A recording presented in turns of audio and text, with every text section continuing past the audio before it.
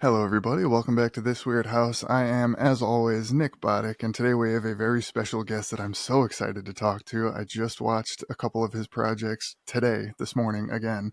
We're here with Mr. Virat Pal. How you doing today, man? Hi Nick, how are you? I'm so Dude, happy to be here. yeah, dude, Thank you for having me over. absolutely, man, absolutely. So I came across first came across your work watching VHS Beyond, which everybody should see. It's the best entry. I like all the VHSs. This is my favorite one probably since two. Oh wow. Viral had some awesome stuff in it too. Anyways, we'll get into that. But yeah, I saw you comment on a thing on Reddit, and I was like, oh man, if I can get in touch with this guy, I have to at least try. So I'm very happy to have you on, man. Oh, thank you. Um, Thank you for reaching out. yeah, for sure, man. So with authors are who I primarily have on the show, and I'm very happy to finally have a filmmaker. Um, when did you discover horror? Like, when did the genre capture you? Was it through movies? Was it through books? Just kind of where did you come across the genre? So I grew up in India, in New Delhi, which is the capital of India, and we would sort of all the movies we would watch would at that point would either be on like VHS tapes, and thankfully we did have a VCR which would work or sometimes not work, but like I remember um, my parents got Psycho, and my mom, because thought it was black and white, she thought I could watch it, and she wasn't totally sure whether I would really. Maybe she had also kind of forgotten the film, though she does. She gets very scared of horror movies and everything. Mm, She saw The Exorcist when it released, so in which came to India in '77. So she was terrified of horror movies and The Omen and everything. But we saw Psycho, and I was, I think, about 6 or 7, and oof. that moment where Mrs. Bates sort of turns on the chair and we see Yep. the actual reveal. I think that was the first traumatizing sort of experience. I thought I was terrified of that, and I think because of that, I was very scared of horror movies in general. I used to sometimes just see, VHS covers or trailers of movies on when we finally got satellite cable, which actually funnily came to India in 1995. 6, and before that we had like 2 or 3 channels, and which were like sort of the government channels, Mm, and so HBO, and there was a channel called Star Movies and all these things over there, and I used to watch all my movies, on those channels, and that's where I kind of got a lot of sort of introduction to like movies in general, Hollywood movies, different genres. As I said, I was very scared of horror, but I did read a lot actually, and all my friends used to love these Goosebumps books, which had become oh yes. super popular, in the late '90s, early 2000s. So R.L. Stein's Goosebumps were a huge rage. So we used to read that, and so I think actually I read a lot of. I mean, whatever. I mean, those are kind of gateway horror books, one can call them.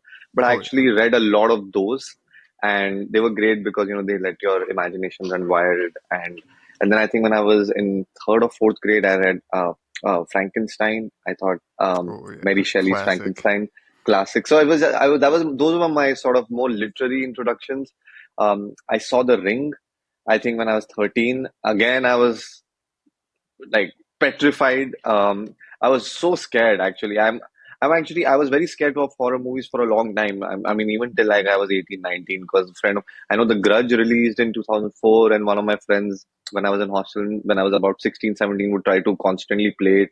And I would just like, I would sort of say I can't watch it beyond that, like scene in the bed when, you know, Oh, um, yeah, I'm with you. I'm with Kayako you. is in the covers, underneath the covers. So I thought that was terrifying. But then I got back into horror.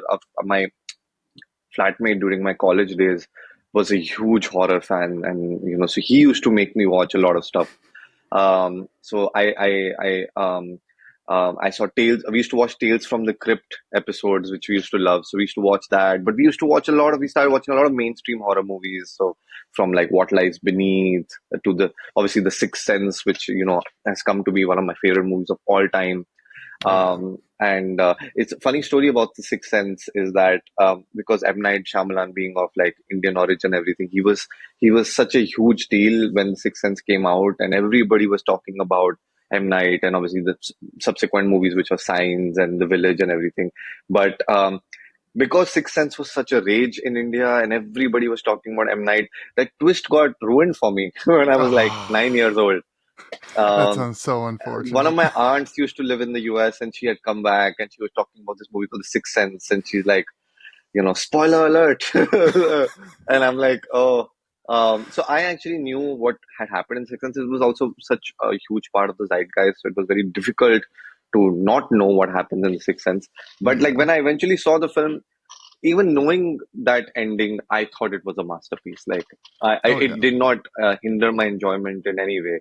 So yeah, I mean, that was sort of my introduction to horror, so to speak. Even till I was 23, 24, I used to watch horror films, you know, maybe like once in a while, maybe once in a month. I'd go out with my friend. We saw obviously The Conjuring, which was one of the best experiences I've ever had. Love The Conjuring. Um, I saw Conjuring in a packed theater in Mumbai when it had released, and it was a rock concert. It was that good, and we used to watch. I mean, all the movies which came out. I mean, the horror also had such an evolution. All the 2000s horror movies were so different.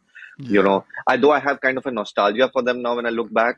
Of course, I love the J horror movement, but even other big sort of remakes which had started coming, which were House of Wax and recently, actually, because of Halloween month, I saw Sorority Row with my wife, which was an Oh interesting yeah. movie, Yeah. especially the remake. um, but I kind of fully got back into horror, I think, around post The Conjuring and all these movies started. Like David F. Sandberg was a huge inspiration. This, Oh filmmaker yeah. from Sweden who did one of the greatest like horror shots of all time, which was Lights Out, and just following his journey. I was actually more just interested in him as a student of films, and like this short film which I had seen when it had come out. It was that viral. It had gone viral all over the world, and how he kind of transitioned from there to making a feature of Lights Out, and obviously subsequently all these amazing movies he's done. So I think following his journey, then I kind of sort of got more and more interested. Obviously, in James Wan, Mike Flanagan, Lee Vanell. Um, yeah, I have to say though, we horror is not extremely. It's really popular as a genre in India, but not a lot of movies locally are made in the horror genre. I wish there were more, Oh but there were a yeah. couple which were made when I was growing up, and they were pretty amazing, for their time. And I guess in a way, I can look back and say they were very seminal, even in my um, horror sort of cinematic learning. So I will kind of will give credit to those films as well, especially a movie called Booth, which basically translates to ghost. Bhoot. Bhoot. Yes. I've seen. Yeah, I've seen it. Oh, you've seen Booth. I Amazing. I try to catch as many foreign to me foreign horror films as I can. Not as many as I'd like to, but I have seen Boot. I know that, and I've seen 13B. I think it was Oh called. yeah, that's a great movie with a great Yeah, concept. I yeah, really like yeah. 13B's concept. 13B is awesome. Yeah, it was Yeah, yeah. very. I love the stuff that they do outside of the U.S. because I mean that's not to diminish the work they do in Hollywood. There's so much talent, especially right now. I mean there always has been, but seeing stuff that doesn't normally get done here from other countries has always fascinated me. So yeah, I was just gonna say. So a couple things I wanted to touch base on with your answer there. You mentioned your first traumatic horror experience being Psycho. Mine, coincidentally, I see you're wearing a Blair Witch shirt, and Yes. my first traumatic horror movie moment was Mike standing in the basement facing the wall. Oh, That was I was iconic. 10. Yeah, I was 10 years old, and it just I remember watching the movie with my uncles, and yeah, like the whole movie, I was fine. I'm telling you, 99% of this movie, I'm sitting there. I was like, "This is really good. I'm not very scared, but I'm very much enjoying it." That last shot in the movie just broke me as a human being. As a 10-year-old boy, I was like, "Oh, that's it. I'm done. This is it. This is." And yeah, I remember that stuck with me for a very long time. And then you mentioned The Ring. Are If you don't mind my asking, how old are you?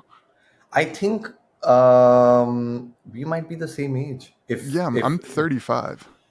Yeah, I just turned 35. Okay, yeah, I was gonna say because you were mentioning all the movies that were just like pivotal to me as a horror fan growing up, like The Ring.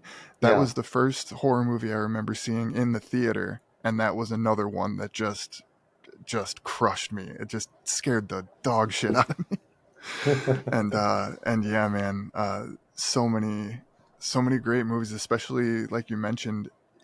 Horror really has evolved, especially in the time that we're the same age and the time that we've been alive, even because slashers were kind of the thing for quite a while before, like up until like all through the 70s and 80s.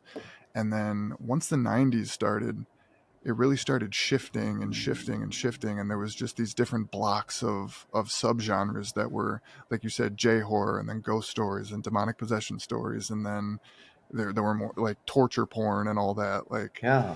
yeah, is I and remember watching Hostel when when I was I mean not in that kind of a sort of a hostel you sort of stay in when you're traveling, but I was in a hostel in Mumbai when I was during my college days, and somebody sort of you know had seen this movie somehow, and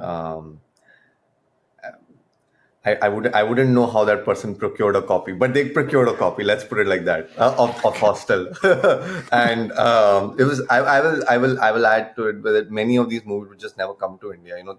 Now times have changed and evolved. Obviously, we have streaming platforms where Netflix and Amazon's make it very easy to access global sort of movies and TV shows from everywhere. But there was a time where you would only rely on just either television channels sort of programming those things, mm, or it coming in movie theaters. So there were many movies which would just never come, like oh Saw or man, Hostel would never get released over there, or it might not even play in like on your like TV channels until like many years right, later. So sometimes, especially 2000s and mid 2000s, which was like the wild west of the internet, kind oh of yeah, helped us, or at least helped us during our those formative years of 17 and 18 to kind of see things we would not be able to watch otherwise. But Hostel, I remember, was just one of the most insane experiences, because even the person who got the film was just recommended that it's like a really intense horror film and that we should watch it, but he also wasn't totally aware of what actually happens in the movie. So we yeah. were all like 6 7 of us huddled together one night just sitting and watching it. And it was, I mean, if you remember the movie, for about like this is the first half of the movie, which is nearly like half an hour, 45 minutes. It's not technically a horror film. It's just a bunch of backpackers sort of enjoying Europe and Amsterdam and all that. And we are like, Hmm. where is this going? Yeah. And of course, like it is pretty like intense in many different ways. But like when the horror stuff, like when it kind of pivoted and went into that gear, I thought it was. I mean, I had never seen stuff like that before, so it was. We were wincing and like shutting our eyes and kind of looking away throughout. It was very interesting. Obviously, it kind of spawned this entire movement, which obviously like gave birth to many other films. Hmm. But some of them, Saw, especially Saw and Hostel, I think they're pretty well crafted horror movies actually. Um, Yeah, definitely. I would agree. I would definitely agree. Especially, I would say, especially Saw, because I think with Saw, it's almost like an illusion of a movie in a way, because when you really watch it, yeah, it's credited with launching this era of horror yeah. films that were all focused on like intense gore and torture and blood and guts and all that. There's really not that much violence and blood and gore in the original Saw. Yeah, it's exactly. It doesn't have that much violence and gore. It's more like a thriller, and Yeah, very much it's so. a very effective thriller, Oh yeah. and with one of the greatest twist endings. So I think Saw is, I mean, is a masterpiece. Similar with Conjuring. Conjuring doesn't have a, I mean, it doesn't have blood in it. None. And so it was rated R for just scary, Just being intense, terrifying. being terrifying. It was, I mean, otherwise it's a PG-13 movie. Which, by the Yeah. way, I have this whole thing. I mean, I don't know a lot about the rating systems and how those classifications are done, but based on my understanding, at least in the last few years, and talking with all my horror friends and like and other screenwriters and filmmakers, there is obviously a tendency to, like, obviously we want movies which are R-rated, which go hard, and with the intense scares and everything. But Hmm. maybe it was, maybe the films which were very formative for me, but like, I love PG-13 horror films. Yeah, I'm with you. The Ring was PG-13, The Sixth Sense, The Others. I mean, all these movies were incredible, Hmm. and The Grudge, and maybe it's just, I'm also perhaps a little nostalgic for that kind of sensibility and aesthetic. I Yeah, would really hope that, I love supernatural and ghost movies, but I really hope that J horror kind of, that kind of style, I hope it makes a resurgence, and when we get to see more of those kind of films, obviously I hope we get to see many other types of horror, but that's especially a subgenre which I yeah, really, really gravitate towards, and miss, I would say. yeah. Yeah, no, I'm with you, man. Like there was so many. Again, you keep mentioning all the movies that spring to mind when you mention these subgenres. But yeah, I remember seeing The Ring and seeing The Grudge and One Missed Call, Yes, and by Takashi and Miike. Great, yeah, great. yeah, Yeah. and then going and tracking down the original, the Japanese versions of all those Yeah, movies and Ju-on seeing. and Ringu. Yeah. Exactly, and just being fascinated by like how they were. I love it when things are adapted and remade, and seeing how they parse out what is most important to keep in a remake and what they decide to leave out, and just being able to compare the two was awesome, and just it only like emboldened my love for horror more when I got to see both versions of the same movie. It's so much fun. When did Absolutely. Yeah, when did you, I guess, kind of when did you know that you wanted to make movies? Uh, I mean, a little late than usual. Like, a lot of other filmmakers. All the filmmakers I admire, I hear stories of how they made like these Super 8 movies, or were making like movies with camcorders when they were like 8 or 9, or um, it was, we didn't even, I mean, I didn't know a single person growing up who had like a sort of a handy cam, we used to call it back in the day. My uncle had a handy cam, and my mom's brother, and sometimes I would kind of fiddle around with it. But filmmaking, especially for us, like especially for me growing up in Delhi, even though obviously uh, Hindi cinema and Bollywood and all that is so huge for us, and we used to watch all those movies, but like filmmaking or just being part of film seems like such a, it seems like it's done on another planet. It seems unreachable in some Yeah, ways, until like you start getting close to it and start reading, and and just kind of immersing yourself in that world.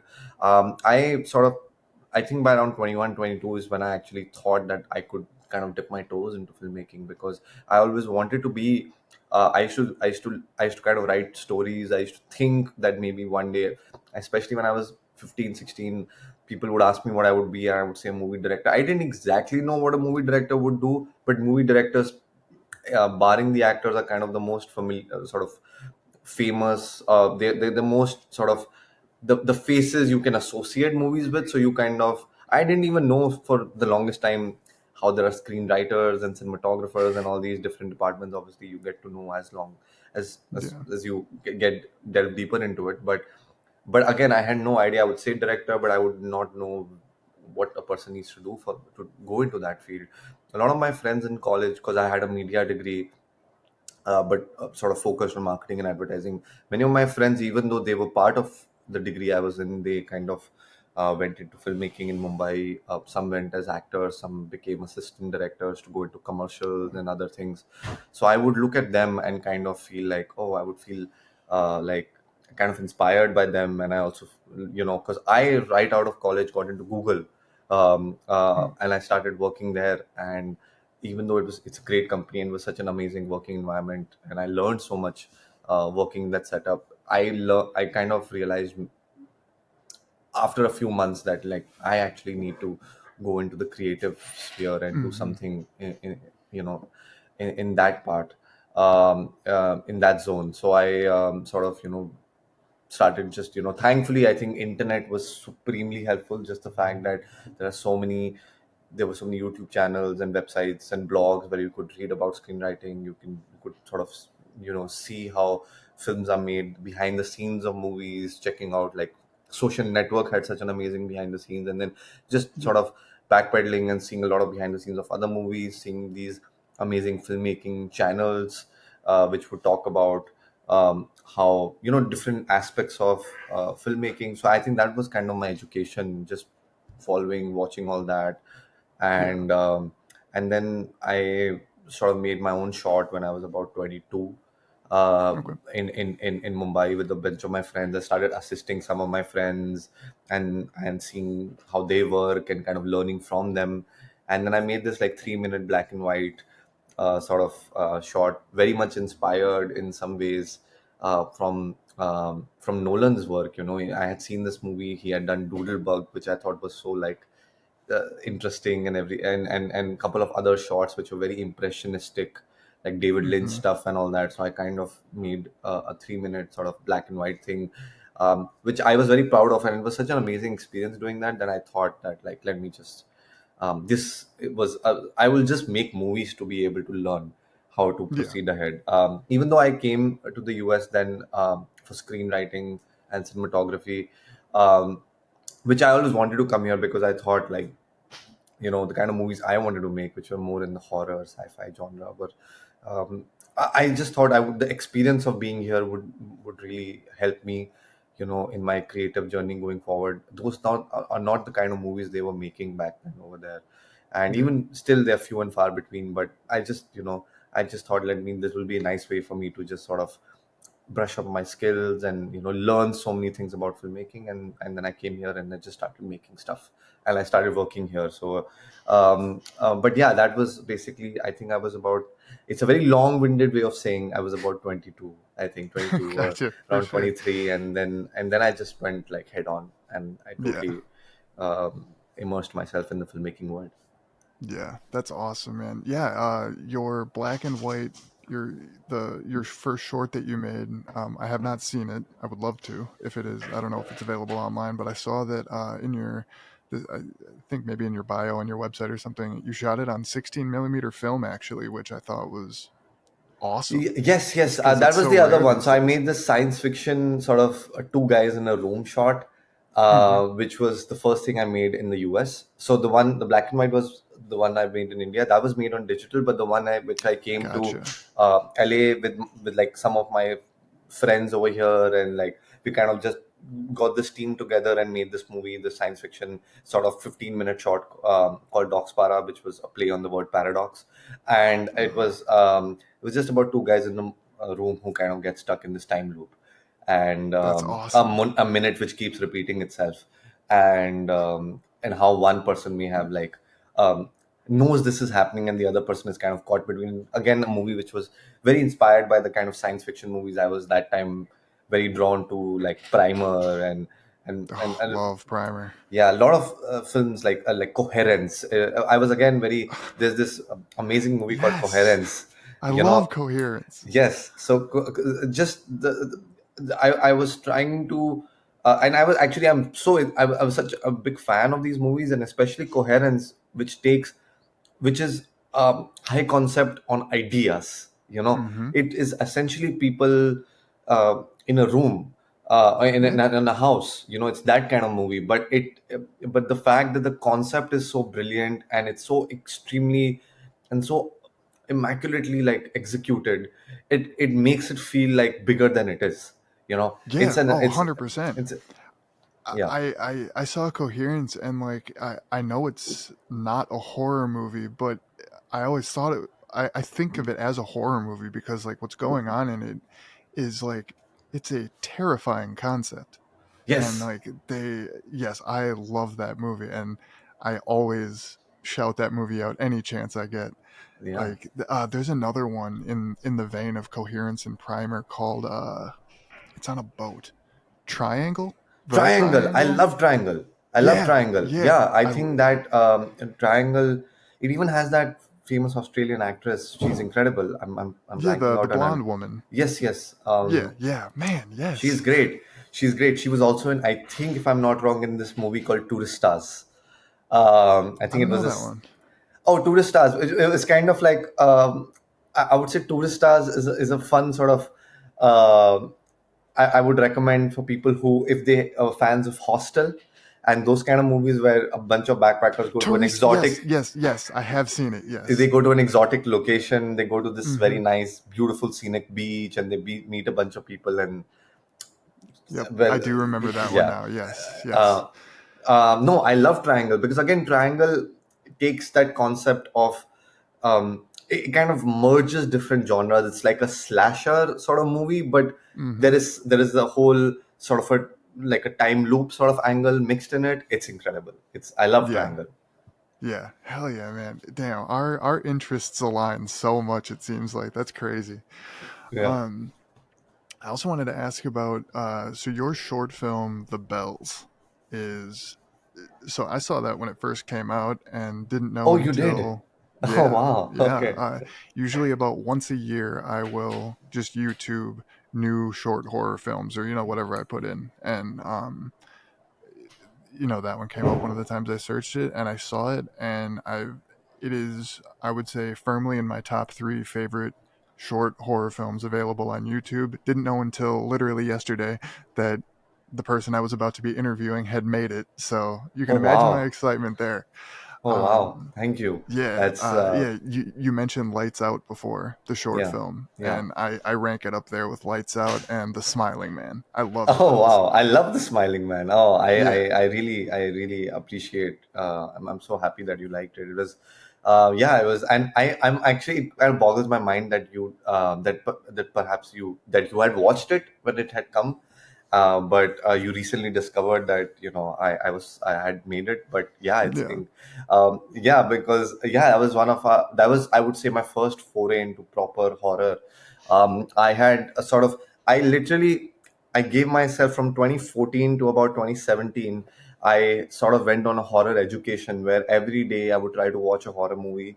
I would nice. analyze it, I would break it down, I would read horror screenplays, and just watch a lot of horror films across, like horror shows, things, anything I could like kind of get my hands on, American Horror Story, and then obviously later on Channel Zero, all these things which I was just so that and I started like sort of just that was just my way of sort of giving myself a class into horror movies, and be it like um, Don't Look Now, or like Oh Old, or Repulsion, or like watching horror movies from from the back in the day, or because I've seen all the like famous and the popular ones which yeah, everybody has seen, which right. are all great and classics for a reason, but like watching the ones which like I haven't like I had not seen before, like Exorcist 3, The Legion, Yes. yes, that, or like just is kind of like Candyman, all these movies I had never seen, so I started watching all these, and then I wrote, I think, two or three short horror scripts, thinking, because I had already kind of made a feature. I made this micro budget feature with a bunch of my friends. That was more of a noir thriller. It Hmm. had, I wouldn't even say it's horror adjacent. It's basically a noir, sort of more of a drama thriller. But I was so interested in like some of the suspenseful scenes we had in that film. I thought, actually, I really enjoyed making them, editing them, sort of. So I thought like it's time that I should just kind of see. I think because of my sort of watching all these horror movies and kind of immersing myself in this world, it kind of inspired me to try my hand at horror and see if we can make something scary. And I wrote a bunch of horror short scripts, and all I like, and we these bunch of creative like sort of collaborators, actor friends, composers, cinematographers. We kind of, they had all sort of worked in horror in some of the other capacity, but they were all excited to make something. So Yeah. they would like give me notes and feedback on the short scripts. We tried making two of them earlier, but like we couldn't get all the pieces together. And funnily enough, I got married to my sort of college sweetheart back in 2017, and she came over, and she was very excited to just like work and with me and produce a sort of short together. And I think I would give her and a lot of other my friends credit to kind of push me and then like kind of mold the thing, and Bells sort of stemmed out from that. We had no rules. I was in a way very ignorant, and I like that I was, because when you're trying to make something, you should try to like, once you've done all the work, you've got all the notes, you've done all the rewrites on the script, then you try to um, just put blinders on and not hear any of the noise, and just Mm-hmm. sort of make something, because we were trying to break so many rules in that shot, and which were not done, but we were just trying to do something different. And I was kind of amazed once we put it all together. I was trying to literally learn it like, I mean, I don't want to put it to like, I don't want to compare it to math, but like especially like these scare scenes, like they have a rhythm, and Mm-hmm. I was trying to learn from all the great movies how they sort of set up a jump scare, how do they set up these moments, how do you Right. put the breadcrumbs, how do you have that moment of a reveal, the stinger moment, what do you have. So that was so I kind of learned it throughout the process of doing the bells, from writing it to shooting it to editing it. Mm-hmm. I and we were all wondering, like, my wife, because this was the first time she was actually producing something. She used to do a lot of branded stuff and work with brands like L'Oreal and all that in Mumbai. Yeah. But she had never done narrative stuff, so she was on the set, and she didn't tell me actually when we were on set, but like later on, when the film came out and actually was doing well, she told me, I was on the set and I was wondering, what the hell are we doing? How is this going to edit together? This looks so kind of stupid. I'm like, 'cause when you're making a horror film, you don't really know whether this will all come together. You don't Yeah. have all the sound design and the music and all. You've not edited together in that particular way. So it was a great learning experience. And I remember putting it together and showing my cinematographer the first cut, and he yelped at one moment. And that's when I thought that, oh, I think I might have been able to be in some ways successful to what we were trying to do. And obviously when we put it out online, I had never put out anything on YouTube by then. We just thought, let's like just put it out for the world to Get it see, and out then there. get it Yeah. out there. And I had no expectations whatsoever. As a matter of fact, I remember that when it hit 5,000 views, we were so happy. We're like, 5,000 people have watched it. We never would have imagined it. And then it kind of just snowballed to like 10,000, 20,000, 50,000. And when it reached 100,000, I remember writing an email to all the people who had worked on the film saying, hey guys, we hit 100,000. This is incredible. And they were all so happy. And then obviously it just took a life of its own, and people would react to it online. And I think that the reception of that shot was also very integral on us continuing this horror journey, because it gave us a lot of confidence that Oh, I'm I can sure. I Yeah. can I can continue making things. So I really give a lot of credit to the Bells for that, because there was something in that idea which perhaps I thought, and that's with all ideas actually, and you never know what can actually somehow connect, or the hook can click with people. And we all thought that, oh, this is something interesting. I wonder, if people will really respond to it. So it Hmm. was great. It's really touching 9 million views now. So it's Yeah. quite amazing that it has had this journey all these years. Yeah. That's amazing, And dude. thank you That's for so watching when cool. it came out. Yeah, dude. Absolutely. Thank you for making it. um. So when I watch the bells, I get classic ghost story vibes. I get classic haunted house vibes, and then I get like a almost like a cosmic horror Lovecraftian vibe to it. And just it was such a cool coalescence of all these different things that just it worked for me on every level. Oh, thank you. um One thing I'm curious about, and if the answer is no, it's no, but did when you were writing the bells, did you have anything in mind for like what what it was, like what the bells represented and like what they were and like why they were happening to this guy? Did you have that kind of backstory in your mind at all? Yes, there was, Yeah. and there have been people in the comment section which have kind of given a theory sometimes to what they interpreted from the shot. Okay. Sometimes they are just like writing something which we had never thought of, and it's very interesting and intriguing to read that. But some people get it just right, and I'm amazed, because it's as if they were able to put all these pieces together and read between the lines, because the shot doesn't answer it kind of, it doesn't answer any of these questions and kind of keeps it vague, which I think was very interesting and makes your imagination run Oh wild. yeah. But I had sort of an idea of like, of this kind of familial sort of curse which is happening to the men in the Okay. family. That's why in the beginning of that shot they say that their uncle just recently passed away and it's a closed casket ceremony. And Okay. That yeah, makes sense. and you wonder that this main character who's talking to his sister at that point, he's like, oh, and she's like, what really happened? Yeah. What happened to him? And then obviously while they're having that conversation on the phone is when he starts hearing the bells, Mm-hmm. and then Oh, obviously that the makes way, so much sense. and there is this whole sort of backstory and a sort of a larger concept I had built around it. Actually, I always envisioned it as like a as a feature. So we were condensing, but it, I won't say that the feature idea came to me before the shot, but it's as if they were parallelly going in my mind. Especially when Mm-hmm. I was editing it, I was thinking, this is how the story could b- sort of um, expand and everything. But in terms of Right. just, but the short had the whole idea of there being a curse and how it was being Okay. transmitted from the males in this family. But and perhaps it had something to do with their ancestors and and the and the entity which comes after them.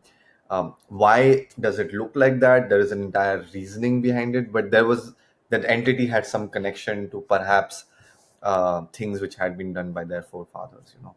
Okay. So we were all the short, I mean, it doesn't really go into any of these things, but the idea was, do we have to pay for the sins of our forefathers, you know, things they have done in the Yeah. past, you know, kind of again, not only using cosmic horror but also again getting back that, sort of circling back to that J horror kind of vibe of Mm-hmm. revenge, of there being a curse, of people being affected by something somebody else has done, but they're connected to it in some way.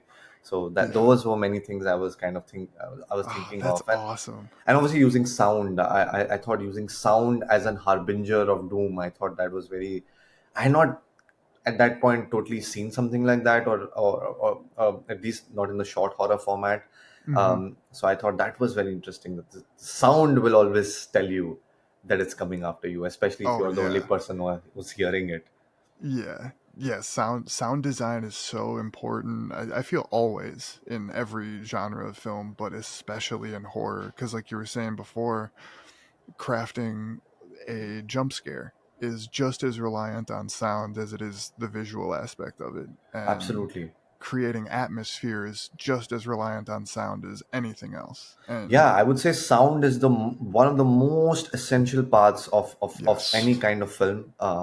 And many times, and I know many filmmakers and have said it before me, but like when you're starting out and you're making your films, there is a tendency to focus more on the visual side of it, because obviously it's Mm-hmm. a visual medium, so you want to get the best cameras, you want to sort of light it in the most beautiful way, and that's all amazing, and and you should do that and storyboard it out and do whatever your process is.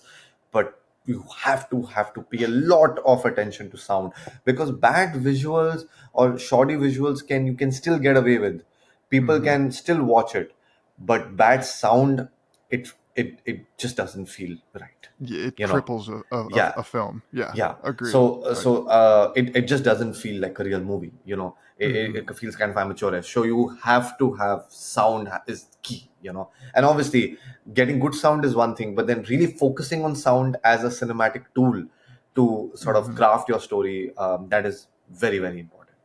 Yeah, for sure, for sure.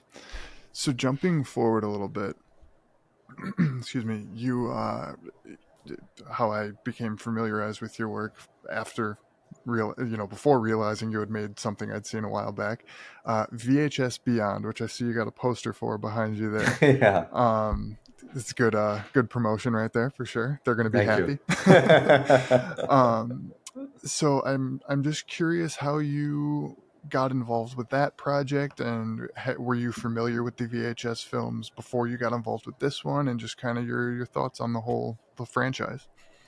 Yeah, I was familiar with the franchise. I was a huge fan. I saw the OG VHS, the first one, when I was in Delhi, even before I ever came to the US. so which is crazy to me. I was obviously subsequently a big fan of all the filmmakers which were associated with the VHS movies, from David Bruckner to Ty West, Adam Wingard, Yes. Timo Jahanto, Gareth Evans, all these amazing filmmakers. And so I was, the first VHS terrified me. I thought it was, I'm a big, I'm a sucker for found footage. I love found footage. I think it's an incredible genre. It is Um, my favorite subgenre of horror. yeah, yeah. I love. I mean, I remember when I saw Rec. I think Rec, the Yes. Spanish film, it's. I would put it as one of the top horror movies ever made. But Hmm. in general, found footage. I think there are always so many inventive ways. Be it obviously Rec, be it Blair Witch Project, Lake Mungo, Host, Gonjiam. There are so many things, as above, so below. There's so many ways horror, and so many different points of view you can do with found footage. It's very interesting. But coming back to VHS, I mean, I was a huge fan. I obviously second VHS 2 has one of the greatest segments ever, which is Safe Haven. But it has so many other amazing segments also. The one which was made by Eduardo Sanchez, which Hmm. was Totally. the zombie one with the GoPro. I thought it was so unique, so innovative to do something like that. Slumber Yeah. Party, Alien Abduction, all these great segments. Even VHS Viral has some fun Yeah, I things. It love has Viral. Nacho Vigilanto doing one of the best segments, which is Parallel Monsters, which is so amazing. The Yes. Spanish segment. It has No, Justin Benson and Aaron they Moorhead. did a segment called Bone Storm where they go to Yep. Mexico. Yeah, yeah. Yep. That was my favorite part of that one. I love Bone Storm. Yeah. No, I was a huge fan of the series. I remember when it got rebooted at Shudder. I was excited as just as a fan, like everybody was. And I watched Hmm. VHS 94, 99, and 85. It's a fun story that VHS 99 came out when I was back, just visiting home. I go back to India a lot. I'm an only child, and my parents, try keep requesting that I come back as often as possible. Sometimes I'm able to go twice a year. Sometimes I'm able to go even more than that. Sometimes Hmm. it's even for work. So I was actually with my wife back home when VHS 99 had dropped on Shudder, and we watched it, and we were having such a great time watching these segments. And I was in this city called Dehradun, which is about 200 250 kilometers away from Delhi. It's like this beautiful scenic hill town where my parents also have a small apartment. And we were going to the airport over there, my wife and I was telling her that, like, because we had just seen VHS 99 the previous night, and I was like, oh, it would be so amazing to have a VHS segment set in India one day. Wouldn't it be so cool that they should do something like that? And we were just spitballing on ideas and just sort of dreaming of what it could be. And Yeah. so it's kind of, I would just, the only word I can describe is surreal. That 2 years later, I kind of got to be part of this Yeah. process. It was That's amazing. literally I would call it a dream come true. And generally, I mean, I've been like working in horror and developing projects for a lot of many years, feature projects, this many different things. I did a short 2 years ago in Delhi, which was the first thing I kind of made over there, which really blew up here and did really well. It's called Night of the Bride. I should be putting it out soon, hopefully in YouTube. Nice. It's just like a 7 minute horror short. But so I was also, that also experience made me think, oh, I would really love to make something back home in India as well. And this opportunity, the way it came my way, is one of the most sort of, like, it's um if sort of the stars aligning in just the right way. And it's funny because last October, which is when they announced VHS 7, which turned out to be VHS Beyond. Mm, It was a bloody disgusting post, like an article, and I mm. was like just sort of scrolling through the website, and I saw VHS 7 has been announced. That's so amazing, and it was on October 13th, which is my birthday. So it Oh was man. so my birthday. They announced VHS 7, and I was so excited, and I was like, oh, I wonder who are the directors for the upcoming installment, because they announced that a couple of obviously months later. And I was Yeah. like, I was talking to my screenwriting friends, and, like, with my wife Nehal and all that. We're like, who's going to be the director? So we were so excited, and lo and behold, like, couple of months later, I kind of came in contact with the producers, and this whole thing happened. It was Oh, surreal. man. Uh, That's awesome. Yeah, I mean, actually, I would give all the credit to this to our producer of VHS Beyond, Josh Goldblum, who's been the producer since VHS '94, and Mhm. he's kind of the main architect of this of the series, especially since VHS '94. And I would say he's kind of the showrunner, the this main creative force, which kind of puts it all together, gets all the filmmakers together. It was his vision that has led to this, because he later on told me that he was so inspired by he saw RRR last year. He saw Kill, this kind of action movie which came from India, which kind of blew up in the US and all over Okay. the world. Really amazing sort of action thriller. I highly recommend it. He was thinking of Indian cinema and just kind of sort of tinkering and with these ideas in his head. Can we do an international segment set in India? Now they already had some filmmakers already on board. Jordan Downey was already working on his segment, and Justin Oh, Martinez and Kate Siegel. But they had like some segments which they were still wondering what they can do with it, and one of them was this one. And like Josh reached out to a friend of his in Texas, who's like this amazing film curator and film journalist named Josh Hurtado, who is an American living here, but he has an encyclopedic knowledge of Indian cinema and is a huge sort of I would say like a huge authority on Indian movies. And he reached out to him asking for any filmmaker recommendations, and he sort of reached out to this really big filmmaker in India named Anurag Kashyap. He's like He's a huge sort of filmmaker. He's like been lauded by Martin Scorsese and Tarantino and all that. And he's like he kind of got this indie sort of like the way Tarantino and Richard Linklater and all these guys got this indie spirit in the '90s. Anurag Kashyap got that for Indian cinema, like in the late '90s, early oh, okay. 2000s. And he's like a big sort of like he got a revolution in the Hindi film. So he's credited for many things, but also for he's a very supportive and amazing guy and helps out a lot of filmmakers. And he was aware. He's a huge horror fan, a huge genre fan, and we had spoken about some doing some stuff in the past together. And he knew about me, and he for some reason is a big fan of all the shots I've put out and everything. So he just sent me a message on WhatsApp saying, "Hey man, like, do you want to do VHS?" I said, "What?"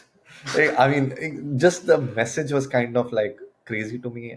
I didn't quite totally believe what he was saying, but I'm like, "Yeah, of course." He's like, Of "I want." course.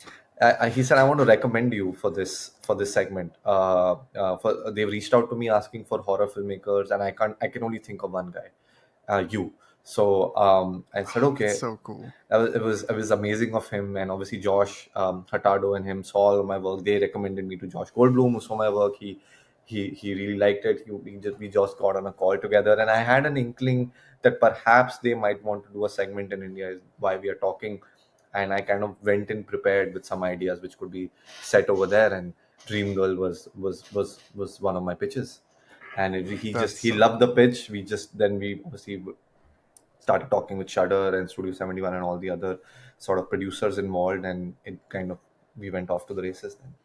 That's awesome, man. What was there any? Oh, I guess so. I had a question, but now that you mentioned that the producer or the gentleman you mentioned, the I'm totally blanking on the name, the showrunner effectively wanted a specific a segment specifically set in India. I was gonna ask if like how the Bollywood, how the or yeah, how like the Bollywood dance sequence, if there was any like pushback because like putting that into a because it was so elaborate and so like Yeah. well done and it like I loved seeing it. I'm kind of getting into Bollywood now and I love everything that's going on over there. But seeing that like so I love when the subject of a film usually it's in found footage, but like I Yeah. love when the subject of a film is a film. So Yes. like I was already on board when I see that the POV character is walking around on a film set kind of capturing the direction of this sequence, and then when it transitioned into the actual sequence I was like I've never seen this in a VHS movie. I've never seen this in any found footage. I was like, this rules so much. I Oh, love this. thank And you. yeah, yeah, Thank my you. my question was if there was any kind of pushback on that at all into including that into an otherwise just straight up horror film. Um, No, I mean, Josh Goldblum was super supportive throughout. I told him this was my initial pitch to him that a bunch of we will use a paparazzi kind of point of view in found footage, which I thought was very interesting, and how they land up on this film set and how there is this leading like actress who's become very famous, but there's something not right about her, and how they'll stumble onto the film set where they'll actually see the song record, and then shit will they'll sneak into a trailer and some and shit will go down. But like when I told him that we'll see this song, and he started laughing and he said that's the most insane thing I've like the most craziest thing I've heard, and I love it. And so he Yeah. was on board throughout. Shudder was very excited. I showed them some references of songs from there, especially a song like this, which is called an item song in Hindi movies, like Okay. which is basically a song which is used to promote inside a movie. It kind of stops for about 2-3 minutes, and the song is interwoven in the story, but it's also a way of promoting the film. It can be used as a music video for promotions and stuff. So, Okay. so they were always on board. I showed them some references. They loved it, and there was, I think, they were not totally. They didn't totally anticipate,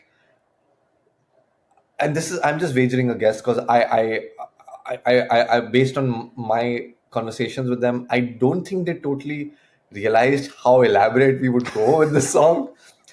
But I think when they did see the final result, they were so pleasantly surprised and happy with Yeah. it, because even they didn't realize it. And actually, I would even take a step back and say I was very surprised in how we were able to execute it at the level we were able to execute it, because I wasn't totally sure we would be able to hit that high, especially with the song, because putting it together was difficult. All we composed an original song, getting the choreography, the backup dancers, the cameras, and everything. I did tell them. Yeah. I told Josh once, how crazy would it be, like when we were basically discussing the ideas and kind of working on the script. I said, how crazy will it be that through the point of view of this button cam which this guy has on his shirt, we kind of just we are seeing them being flies on the wall on the set, but then we transition as the song is beginning into this cinematic aspect ratio. He's like, bro, just go for it. And I'm like, Oh, oh, that's so cool. I mean, they were so like supportive throughout. I said, you do realize the aspect ratio will change? We'll make it 2:3:9. Isn't that crazy? And he's like, I love it. Let's do it. And That's and so cool. you're right. Like I had also never seen something. I forget VHS segment. I mean, obviously it's crazy to be in a VHS segment, but it's even crazy like in found footage movies you don't see things like this. But I thought, this is the seventh installment. Let's take a big swing Yeah. and do something which is totally wild. And I was aware, and I have since even, I mean, we have got such an amazing reception for the entire film, even for our segment, and it's been great. But I can sometimes tell that, like, perhaps VHS and it having such a grunge punk rock sort of like horror aesthetic and sensibility, song is not something you would immediately think of being there. So I don't know if it's everybody's cup of tea.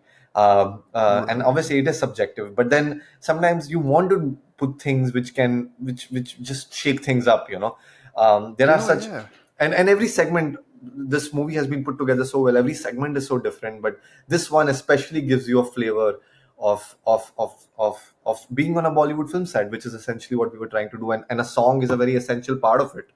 So Yeah, I agree. Like I remember I was sitting right there. I'm looking at my couch right now. I was sitting there watching it on my laptop, and I literally stopped it and turned over to my fiance. Like when it transitioned into the song, I was like, "You're not gonna believe this!" Like I was because I'd been waiting for Beyond to come out, and I was like, "I'm seeing like I've never seen anything like this." I pulled her aside and was like, "This is incredible," and I made her watch it. oh wow, thank you Yeah, for making her it's watch it. Yeah, yeah, that's what we were trying to do, because I knew it, and I think all of them knew that it was. I mean, total credit to Josh Goldblum for having a vision of putting something like this in the movie, because hmm I don't know what all happened behind the scenes, but I can imagine there being I mean, everybody kind of wondering, will this totally work or not? But I remember in the edit, when we edited the song and put it in our first sort of like cut, which I presented to them, Josh Mhm. loved the entire music video. He's like, bro, it would be blasphemous for us to touch it. So don't touch that part. It's great. I'm like, That's okay, so great. cool, man. Because I was a little worried that if we kind of cut it, like it will not totally flow with the song and what has to Hmm. happen after the song. And I'm like, I had not even told him anything from my end. I was actually going to make a pitch, like, can we just have it 2 minutes just like this? And even before I could say anything, he's like, we are not touching that section. I'm like, okay. Oh man, that's be so like validating, and Yeah, that's this amazing, man. I mean, the way these movies are put together, it's directors movie first. They are so hands off.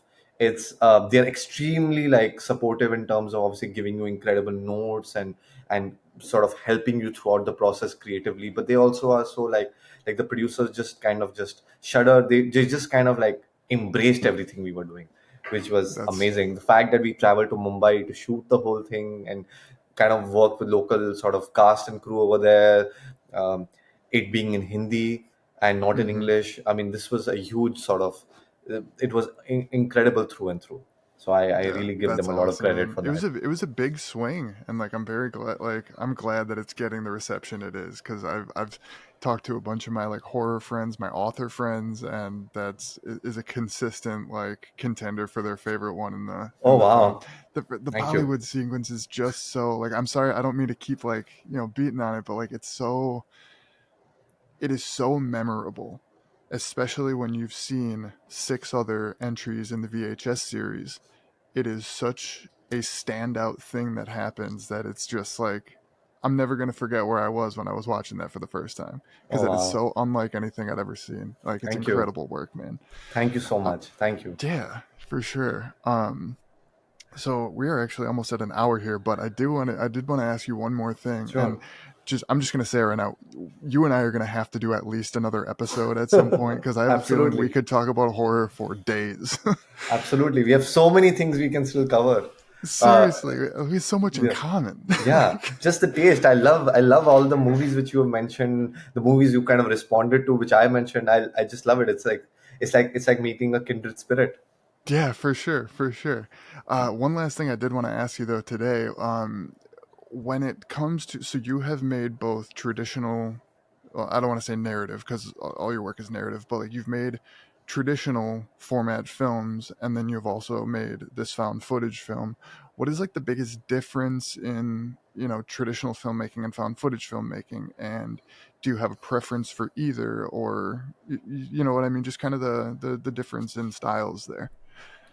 Um, Yeah, I mean, so you have to embrace the format you're working with. Obviously, like a traditional filmmaking, you have a lot many more kind of cinematic tools you can kind of fall back on. You can have score, for instance, Hmm. which is very kind of essential to movie making. You can obviously block and shoot things in just the way you would like it. It can have its own cinematic language, but found footage in itself has its own cinematic language also. But it is supposed to, for it to feel really authentic and real, it has to have a certain organic um, quality to it. Hmm. And that was something which was a big learning for me also. I kind of went and watched all the great sort of found footage horror films, from your Blair Witch to, as I mentioned, Rec, and so many others, just to see how they were kind of, how they blocked scenes, how it had such a it feels so immersive in some ways because it feels real. And I think Yeah. that is very very important. We all of us, from my cinematographer Tapan to like all our actors, we kind of went into this found footage sort of crash course, so to speak, where we would watch all these movies. We watched the previous VHS segments to get into idea of how they were doing it, and just see how can we block the action where it feels real and authentic, but also kind of visually interesting. And I think that Hmm. was something we and it requires a lot of, it needs so you have to rely on the characters, and that is most important, and they will guide the camera movement, Hmm. as opposed to you in traditional filmmaking, where you can have a lot of different angles and different shot sort of designing, which could which really can help you. So that you don't have that in found footage. So that does make it extremely I would say challenging, but also interesting to find different unique ways. Like we had a lot of push and pull and kind of friction with some people on the set, with our AD especially, who like sometimes wouldn't totally understand the found footage element of it, because those kind of movies are not really made a lot over there in India. Hmm. So everybody who was working on set, I was kind of constantly telling them to go back and rewatch found footage movies to get into the whole conceptual understanding of what we have to do. Because many times you would just say, can we just like get a single close shot of that, can we get an insert of that? I said, no, that's not possible.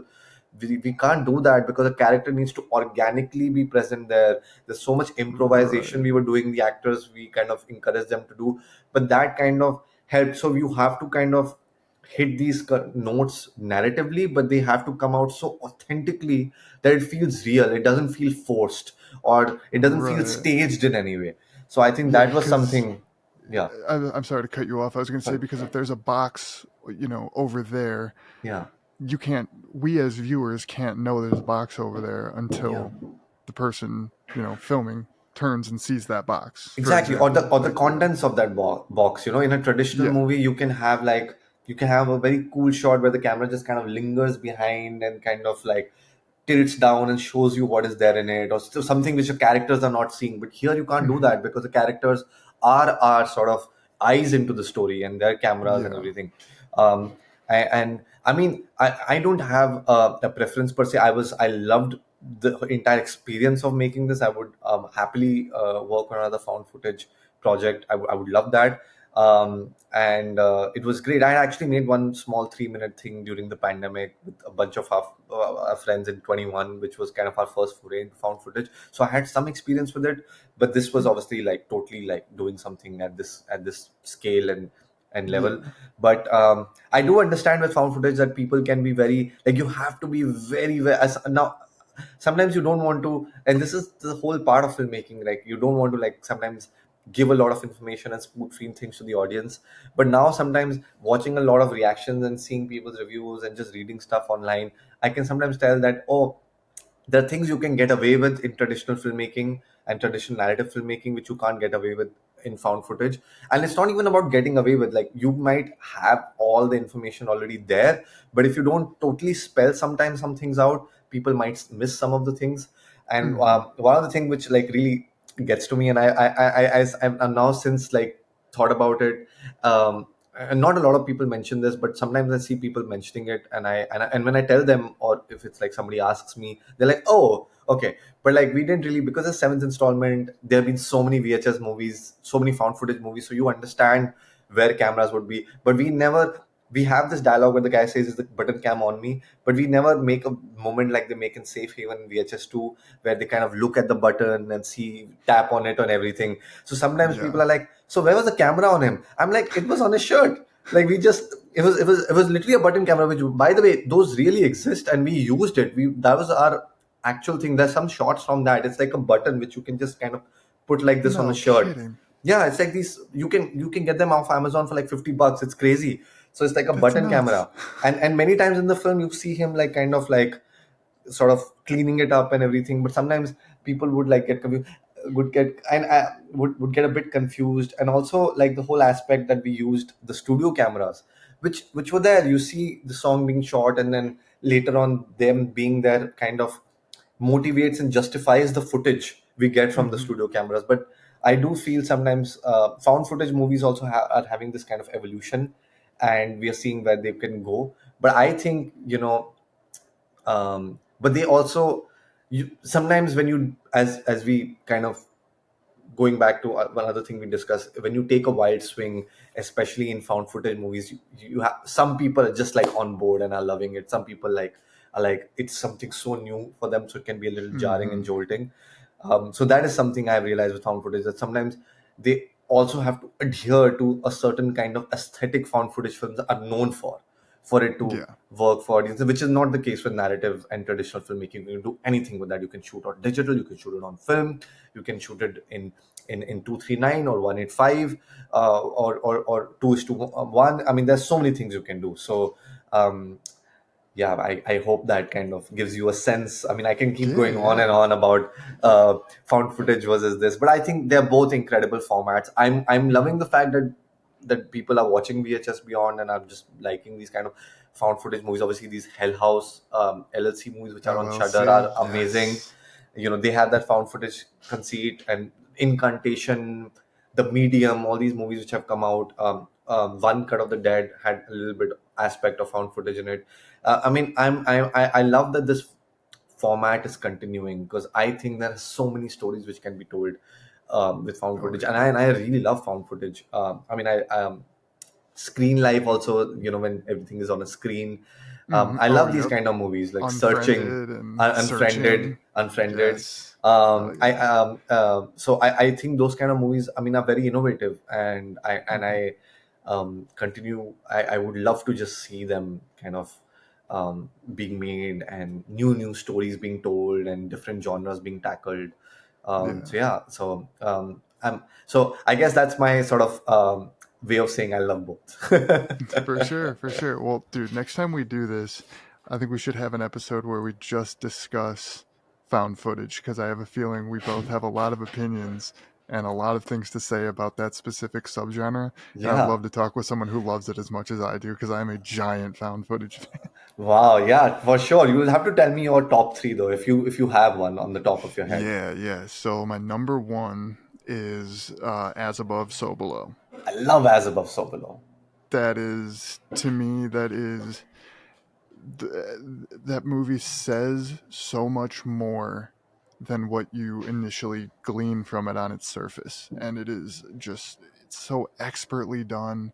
In my opinion, this is just my opinion. I've met people who hated the movie, but like it to me is the pinnacle of found footage. Um, oh man, honestly, for as much as I love it, I haven't really thought about my favorites. I know that's it. Um, I also I like the original Blair Witch, yes, but I love the 2016 Blair Witch. So do I. Yeah, I really think the Adam Wingard and Simon Barrett, like, they did something really like interesting.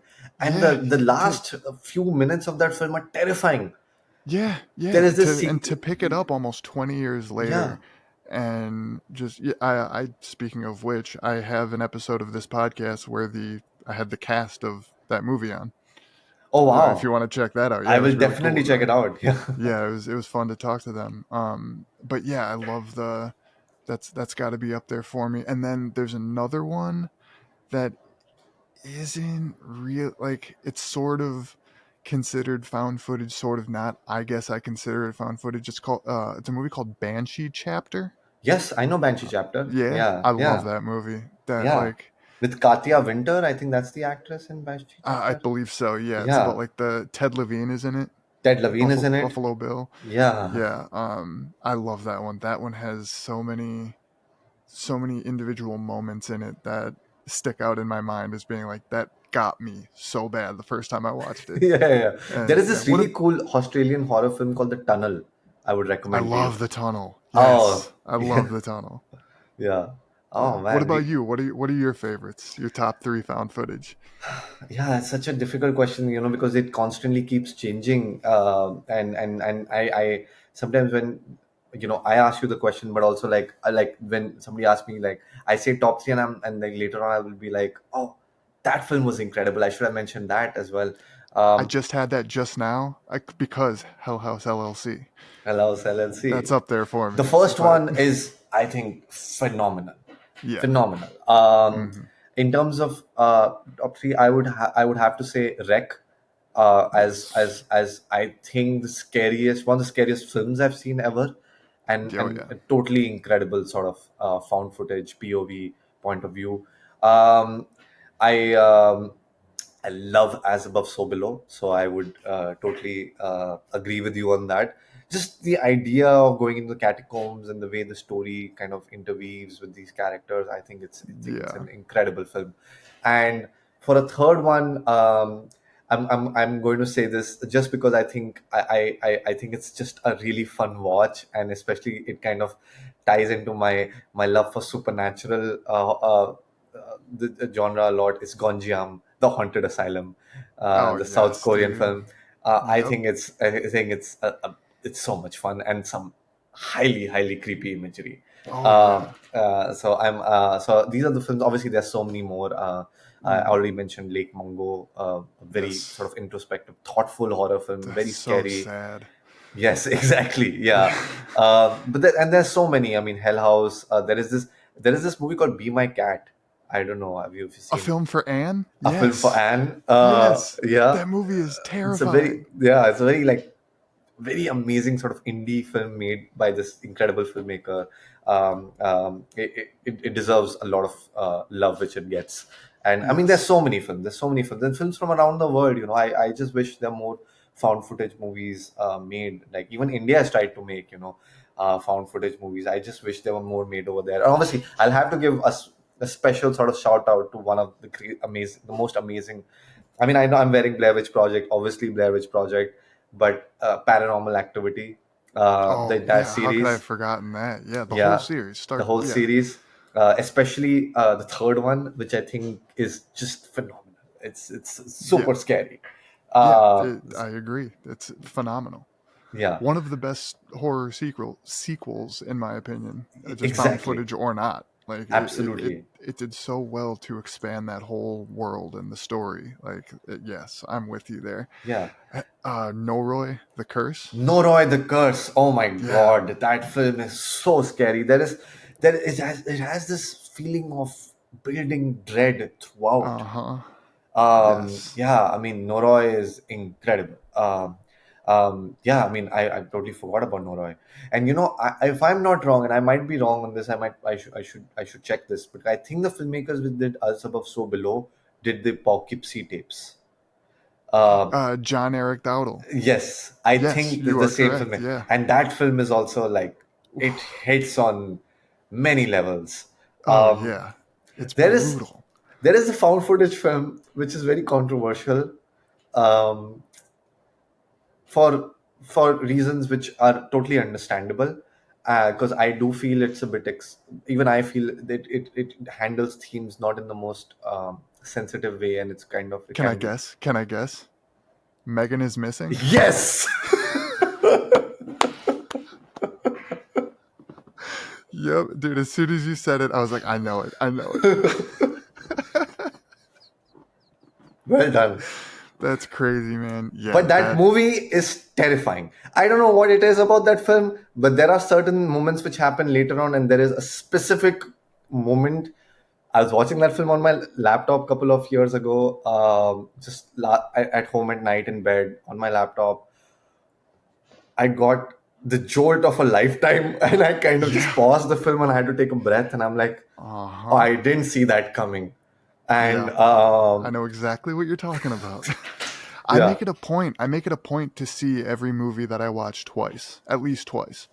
And Megan is Missing, I have only seen one time. I have no interest in seeing it again. It was just such like a soul ripping yes, climax of a movie. And like, I mean, I, that is just a testament to the film itself and to yes, the director and the actors for selling everything so well, but like that just hit on such a visceral level for me that yes, I have, in the most respectful way possible, I have no interest in ever seeing it again. absolutely. Totally Yeah. on that. And I actually saw it, and it's funny, I watched it, and then a couple of months later, kind of had certain, I don't know what it was. Was it TikTok or was something? It kind of like had a certain moment during the pandemic when it had become super popular and everybody was talking about Megan is Missing. But Yeah. yeah, I mean, sometimes there is a weird alchemy to just any kind of movies and all these kind of creative things. There's something about that film which really gets under your skin. And again, as Yeah. you're right, testament to that, the film and the filmmakers and all the people behind it. But yeah, I mean, one time watch was enough for me. I Yeah, don't for really want to sure. revisit it. Yeah. Yeah, But man, so I mean, we could keep going. We could keep talking for hours. But yeah. I want to thank you for coming on, Virad. This was so much fun, and I Thank will. you. If people want to check out your work, if they want to, talk to you on social media, anything you want to promote, please feel free. Oh, so I mean, my YouTube channel, which is basically my name, Virat Pal, which is where you can find the bells and my other short facelift, and hopefully some more stuff in the future. And again, my name, Virat Pal, which is basically, I have my Instagram, sort of handle. So feel free to reach out to me, and and check out VHS Beyond if you haven't yet. It's fun. For sure. There will be links to everything in the description and the show notes. Thank you again so much, Virat. I will Thank you, definitely be Nick. in touch soon, man. Thank you so much for having me, man. Thank you. Absolutely. Take care. Take care.